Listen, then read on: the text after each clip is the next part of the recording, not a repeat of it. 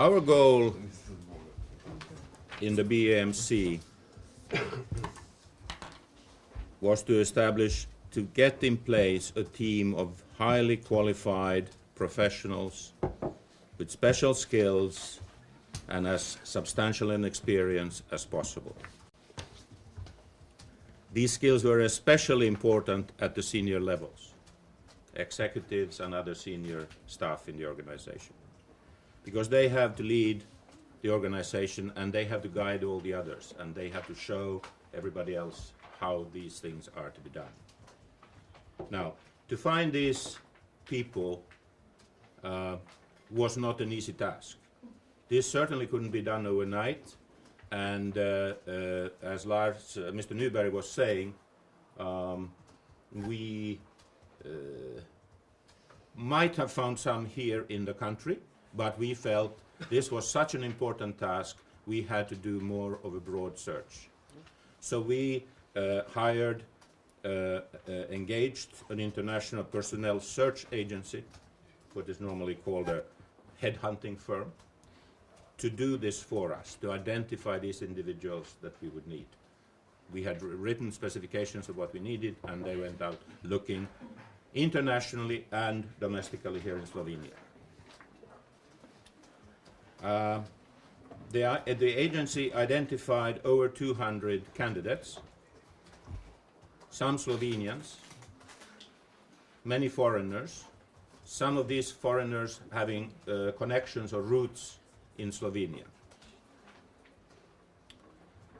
Many of these were interviewed, and of those, 5 are with the company today. 2 as executives and 3 others as senior staff members. We also decided that to be able to get these sort of people that we need, we had to set salary levels at levels that would attract them. And we didn't do this out of thin air or based on only on some assumptions. We actually spoke to people who are human resource managers in Slovenia to find out what are reasonable pay levels for comparable type of positions, not necessarily in government, but in the country, in the financial sector, in the private sector, including in foreign companies operating here. And we as a board put down certain total numbers for the packages that we would be prepared to offer. And on that basis, the executives negotiated with candidates. And we had to offer these candidates levels of salary which were more or less at the same level as what they were already earning. Otherwise, they would not have joined us. In some cases, we even, and there were good negotiations, in some cases we may even have gotten candidates at somewhat below what they were earning, because they wanted to work in this organization because this is a major challenge. It's a unique opportunity.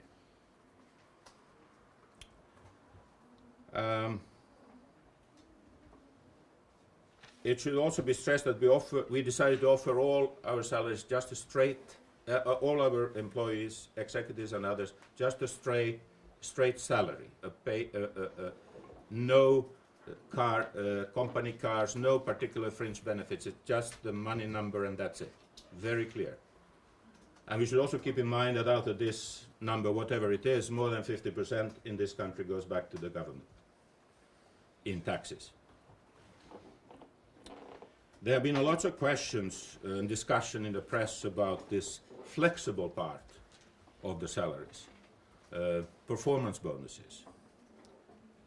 Performance bonuses were included in the law for the BAMC, and perhaps because that is kind of common international practice in this sort of business, so whoever drafted the law put that in. The fact that it is in the law doesn't mean that we are doing it, and so far we have decided not to offer any bonuses. It is far early to even consider that. To have a bonus system, we would need to have a very clear basis that we don't have. We don't even have all our assets fully established. We don't have the proper business plan. Once we have all of this in place and we have sort of sorted out all these assets, then we may have components of this where we can set performance criteria, performance metrics that could be a basis for a bonus system. And we may at some point in the future, a company may at some point in the future be doing that. But that is not even discussed at this point. So I hope the message goes through. It's not, we have not spent any time on this discussion. We ruled it out from the very beginning, and that's it. It may come back at some point if we need to bring in this incentive system. For example, if we are to retain people at a lower salary, we may have to offer some sort of bonus component rather than to increase the salary. But we are not there yet, so it's not even worthwhile to spend too much time discussing the pros and cons of this. As was mentioned, we have used a lot of consultants' support in order to get going and to respond to the government's many changes in strategy over the last 12 months, or since we started operations. This has been expensive, but it has also allowed us to build up our basic operating capacity. We will soon be in a situation where we will not be reliant on these type of consultants anymore. We can stand and operate with our own staff. The consultants are gone, but the skills that they brought to the company will stay. And if we take the value of these skills and we amortize it over 10 years, I think it is a good deal. So, I mean, you have to look at it from a much more global point of view. We may in the future need some consultants still in specific areas, IT, whatever it is, but not for the core business as we have had now. So there has been a lot in the press of focus on the salary levels here in the BAMC.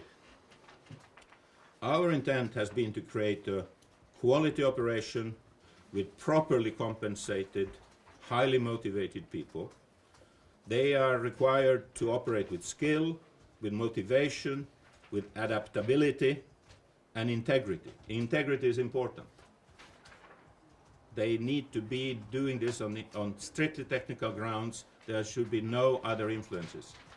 This is a type of business where political influencing is rampant, and we want to stay out of that. We have so many highly complex restructuring cases in the BAMC, we need these sorts of people. So as was already mentioned before, we hope that BAMC will become actually a core of excellence here in the country and contribute to the creation of a permanent new capacity that over time will benefit all of Slovenia and all of the economy. And you know, if we start just focusing on salaries and not on the total picture, we kind of get lost. We see the trees, but we do not see the forest. And let me give you some points. I mean, the total salary bill of BAMC in 2013 is about, salary and consultancy cost is about 5 million euros. And we are dealing with a total assets now of 1.5 billion. We are talking 0.2% of the costs. So, I mean, this is the proportion. Next year, our total cost, including consultants and much bigger staff, will be in the order of 10 million. So we are still talking something like 0.5%, maybe 0.7% of the total assets that we are having. You compare with any other organization, including the inefficient banks that you have in this country, the national banks, these are great numbers. If we put this, we already mentioned the AQR. The asset quality review was done by consultant teams over a few months, cost more than 20 million, and what is there to show? We have put in, the numbers were mentioned, a fraction of that, and we have left an organization that will permanently improve the way the financial system operates, and we have brought in capacity that can be spread around over time in the entire system. And then I would like to stop with the fact that if this is done properly, you must not discount the confidence factor that this creates with international bodies, but especially with markets. And if you, by doing all these things right, can reduce the borrowing costs across all the sectors, for the banks, for the government, we are talking about differences in money of hundreds of millions of euro per year, every year from now on. So we need to get back on that track. And our little company here that has created so many waves and so much confusion is actually a very important part of trying to do this right so that the confidence is returned to the system.